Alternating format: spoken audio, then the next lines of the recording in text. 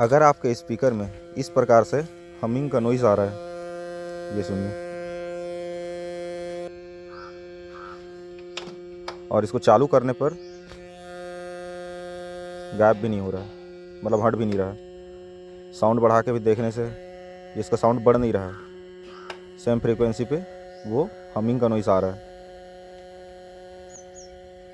अब जैसे कुछ प्ले करते हैं,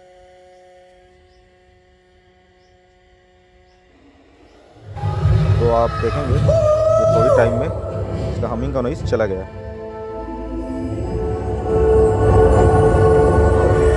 म्यूट करके भी देख लेते हैं,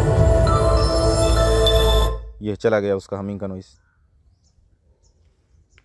ये देखिए, अब साउंड जो है पूरी तरीके से बंद हो गया हमिंग का। तो प्रॉब्लम कैसे है, एक बार बंद करते हैं फिर से और चालू करते हैं, ये दोबारा नहीं आएगा, ये थोड़ी देर के बाद फिर से आ जाता है। इसका जो प्रॉब्लम है लूज कनेक्शन का है। जैसे कि अब ध्यान देंगे यहाँ पर, इसको सही तरीके से फिक्स करने पे